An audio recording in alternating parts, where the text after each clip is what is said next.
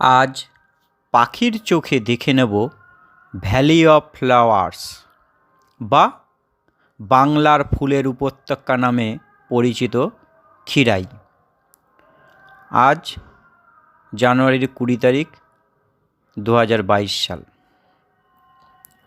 কলকাতা থেকে 70 কিলোমিটার দূরে অবস্থিত এই ফুলের উপত্যকা, যা পূর্ব মেদিনীপুর জেলায় অবস্থিত।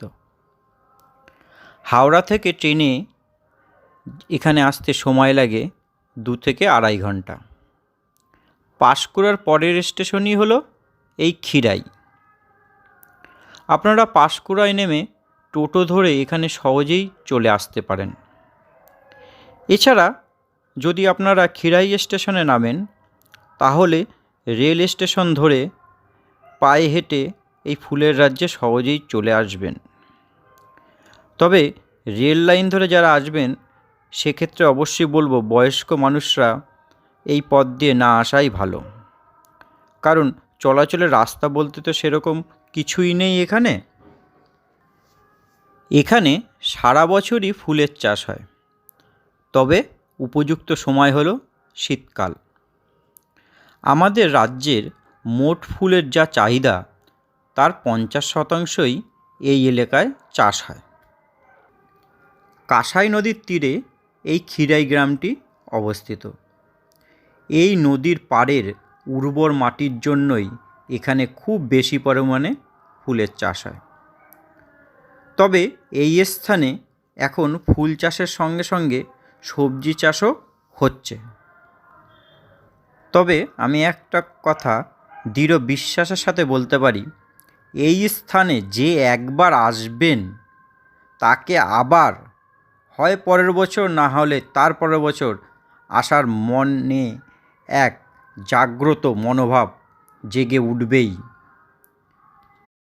এখানে বড় গাড়ি পার্কিংয়েরও সুন্দর ব্যবস্থা আছে। এছাড়া যারা বাইক নিয়ে আসছেন, তারা রেলওয়ে ওভারব্রিজটার নিচে পিলারগুলোর পাশে খুব সহজেই রেখে দিতে পারেন। আর যারা পিকনিক করতে আসছেন, এই কাঁসাই নদীর পাড়ে বিস্তীর্ণ জায়গায় আপনারা নির্ভাবনায় পিকনিক করতে পারেন।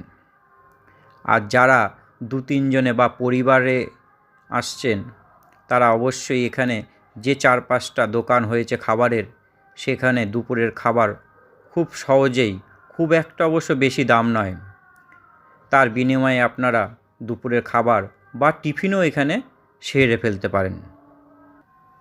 তাই আমি অবশ্যই আপনাদেরকে অনুরোধ করব, যারা কখনো এখানে আসেননি তারা তো আসবেনই, আর যারা এসেছেনও তারাও আসুন। এক কথায়, একদিনের কাজের চাপ থেকে মুক্ত বাতাসের হাওয়া নেওয়ার জন্য এখানে আসা যেতেই পারে। এবছর মাঝে মাঝে বর্ষা ও কাঁসাই নদীর জল চরে জমে যাওয়ার জন্য ফুল চাষ একটু দেরিতেই শুরু হয়েছে। সেই কারণে এখনও পর্যন্ত সব চাষির জমিতে ফুল ফোটে ওঠেনি। তবে সব ফুল গাছেই কম বেশি কুড়ি এসেছে। আগামী 10 থেকে 15 দিনের মধ্যে ফুল সব ফুটে উঠবে। তবে একটা জিনিস দেখে অবাক লাগলাম যে এবছর গোলাপ চাষ একদম নেই বললেই চলে। 2টি কি 3টি জমিতে মাত্র গোলাপ চাষ করা হয়েছে। অবশ্য তাদের পাতা এখনও কচি এবং 2-1টা গাছে কুড়ি এসছে। ফুল হয়তো এখনও ফুটতে আরও মাসখানেক লাগবে। ফুলের চাষের মধ্যে বেশিরভাগটাই দেখলাম গাঁদা ফুল। বিভিন্ন চাষিরা হয়তো লাভের উদ্দেশ্যেই বা নিজেদের সুবিধার্থে গাঁদা ফুলের চাষটাই বেশি করেছেন। যদি ভাবি যে মোট জমি যা রয়েছে তার অর্ধেকটাই গাঁদা ফুলের চাষ করেছেন, সেটা বলা অবশ্যই কখনোই ভুল হবে না। দেখে সেরকমটাই মনে হলো। মোট জমির প্রায় অর্ধেকটাই গাঁদা ফুলের চাষ হয়েছে। এছাড়া অন্যান্য যেসব ফুল চোখে পড়ল, সেগুলো হলো মোরগঝুঁটি, স্টার, করম, ডালিয়া, এইসব ফুলই বেশি চোখে পড়ল। এছাড়া সূর্যমুখী ফুলের গাছ অনেক রয়েছে, কিন্তু সেগুলোতে ফুল এখনও আসেনি। এবার ছোট করে বলি আজ ক্ষীরাই যাওয়ার গল্প। গতকাল রাত্রে হঠাৎ ঠিক হলো যে যাওয়া যাক ক্ষীরাই। আগে থেকে অল্প বিস্তর কথা হয়েছিল অন্য 6 বন্ধুর সাথে। 6 জনই রাইডার, আর আমরা দুজন স্বামী স্ত্রী, এই মোট 8 জন সকালবেলায় তাই বেরিয়ে পড়েছিলাম ক্ষীরাইয়ের উদ্দেশ্যে। খুব মজা করতে করতেই ক্ষীরাই পৌঁছালাম, সারাদিন আনন্দ করলাম, খুব ভালোভাবেই কাটলো। অবশ্যই আপনাদের কাছে আমার অনুরোধ রইল, এই রকম ধরনের ভিডিও পাখির চোখে দেখতে হলে অবশ্যই আমার চ্যানেলটিকে সাবস্ক্রাইব করুন এবং আমার ভিডিও ভালো লাগলে একটা লাইক তো আশা করি আপনারা দিতেই পারেন এবং আপনাদের বন্ধুদের মাঝখানে ভিডিও একটু শেয়ার করুন। আমার পরবর্তী ভিডিও থাকবে পাখির চোখে শরৎচন্দ্র কুঠি, যা দেউলটি গ্রামে অবস্থিত।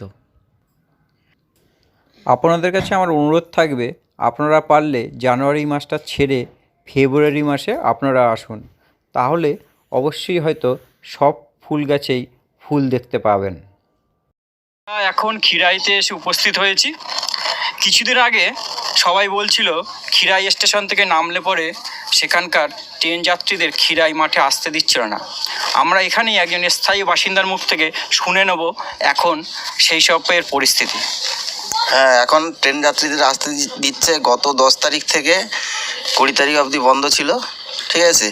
এখন আবার ট্রেন যাত্রীদের আসতে দিচ্ছে। এমনি কোনো অসুবিধা এখন আর নেই? না না। আচ্ছা, তাহলে ভিড় কেমন হচ্ছে এখন এখানে? খারাপ নয়, মোটামুটি। আচ্ছা, আর একটা জিনিস শুনলাম ফুল নাকি একটু দেরিতে ফুটেছে? হ্যাঁ, এই প্রাকৃতিক দুর্যোগের জন্য, ওই জন্য ফুল একটু দেরি করে ফুটছে। আচ্ছা, মাঠে জল জমেছিল? মাঠে জল জমেছিল। আচ্ছা আচ্ছা, গতবারের মতো সব ফুল চাষই হয়েছে? হ্যাঁ হ্যাঁ। যাক, ধন্যবাদ আপনাকে। আমি আপনাদের কাছে অনুরোধ করব, তাহলে আপনারা অবশ্যই হাওড়া থেকে ট্রেন ধরে ক্ষীরাই বা পাঁশকুড়া স্টেশনে নেমে সহজেই চলে আসতে পারেন কিছুটা সময় এখানে কাটানোর উদ্দেশ্যে। যে বাধা বা নিষেধ ছিল যে ট্রেন থেকে নামার পরে সাধারণ মানুষ যারা এখানে ফুল দেখতে আসছিল তাদের বারণ করা হচ্ছিল, সেই বাধা এখন আর নেই। আসুন ফুলের রাজ্য এই ক্ষীরাই, আপনারা কিছুটা সময় অবশ্যই কাটিয়ে যান।